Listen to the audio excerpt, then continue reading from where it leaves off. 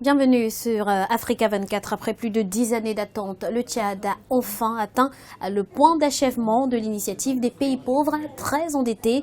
Les institutions de Bretton Woods reconnaissent donc les efforts fournis par le Tchad pour rejoindre le cercle des bons élèves en matière de gouvernance économique. Un soulagement pour le ministre tchadien des Finances, Bédro Makordié, candidat à la présidence de la Banque africaine de développement, que nous recevons dans ce décryptage. Monsieur le ministre, le Tchad vient d'atteindre le point d'achèvement de l'initiative PPTE. Cela va permettre au pays de bénéficier dans l'immédiat d'un peu plus d'1 milliard de dollars. À quoi va servir cet argent? Naturellement, l'atteinte du point d'achèvement est une reconnaissance des performances économiques et sociales du pays. Le 1 milliard de dollars, c'est des économies. C'est donc une réduction de notre niveau de dette qui nous permet donc de mobiliser des ressources que nous allons investir davantage dans les secteurs prioritaires du pays. On sait que l'atteinte du point d'achèvement est le fruit du travail des autorités tchadiennes, mais le pays est toujours dans les 10 derniers au classement mondial du développement humain, malgré l'exploitation du pétrole. Comment se fait-il que l'argent du pétrole bénéficie encore si peu aux populations? D'abord, je pense qu'il faut placer ça dans le contexte de l'évolution du pays. Entre le point d'achèvement et maintenant, nous avons fait reculer la pauvreté de pratiquement 10 points. Nous étions à 55, nous sommes aujourd'hui à 45%, ce qui est un effort considérable.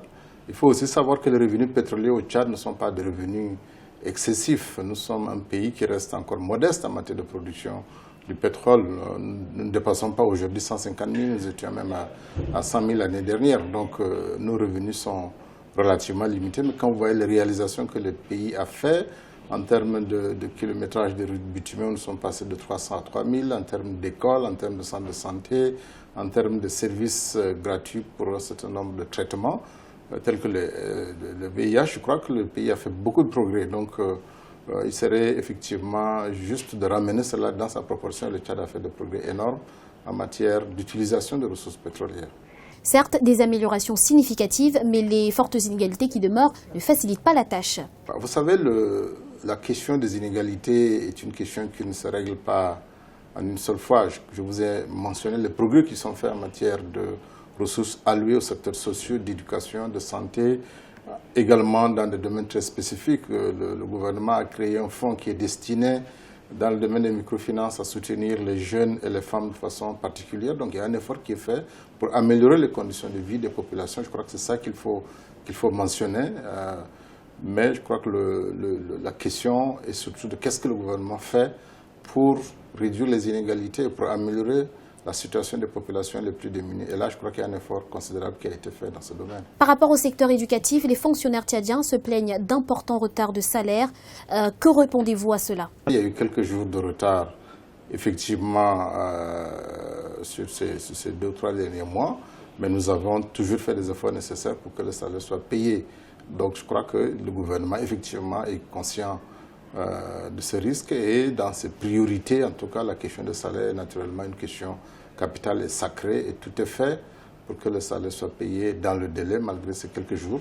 Effectivement, nous avons connu une situation particulière. Évidemment, quand vous avez vos recettes qui baissent, recettes pétrolières qui baissent de 50%, ben, il faut vous ajuster. Donc il y a cette transition, mais je crois que nous sommes en train de prendre des mesures pour être sûr que ces quelques jours soient résorbés et que nous n'ayons plus à connaître ce problème. Est-ce que ce n'est pas la crise contre Boko Haram qui a affaibli un petit peu votre économie? Si on ne peut pas prétendre prendre la direction de la banque si on n'est pas capable d'aborder les défis et de les relever. La banque a fait des progrès énormes. La banque aujourd'hui a une très grande visibilité. C'est une banque qui, ces 10 dernières années, effectivement a contribué largement au financement des infrastructures, du secteur privé, des instruments de financement des États fragiles a été mis en place. Donc la banque a fait des progrès énormes. Mais quand on fait des progrès, évidemment, il y a aussi un certain nombre de défis à relever.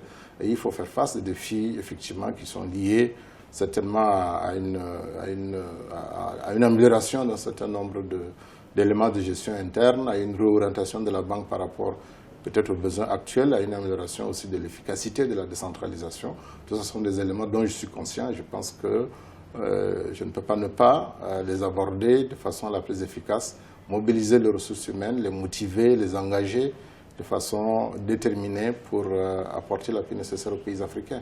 Combien coûte cet engagement face à Boko Haram à l'économie tchadienne? Vous savez, Boko Haram, parler de coût, donner un chiffre risque de ne même pas refléter suffisamment. Boko Haram nous coûte un coût direct en termes d'intervention militaire, parce qu'une intervention sur un champ étranger de près de 5 000 personnes a un coût, évidemment un coût financier en ce qui concerne les dépenses militaires, mais nous avons tous les autres coûts. Nous avons des morts, ça n'a pas de coût. Nous avons perdu près de 70 personnes. Nous avons près de 400 personnes qui sont blessées dont il faut s'en occuper. La guerre aujourd'hui a considérablement réduit nos relations commerciales avec le Nigeria, où nous importons beaucoup de produits, où nous exportons notre bétail. Aujourd'hui, notre bétail ne peut plus être exporté sur le Nigeria. Donc le coût économique de Boko Haram sur le Tchad est un coût très très important. Et nous mesurons effectivement l'ampleur de ce coût-là. L'élection du prochain président de la Banque africaine de développement aura lieu le 28 mai 2015. Vous êtes candidat. Quelles sont vos motivations?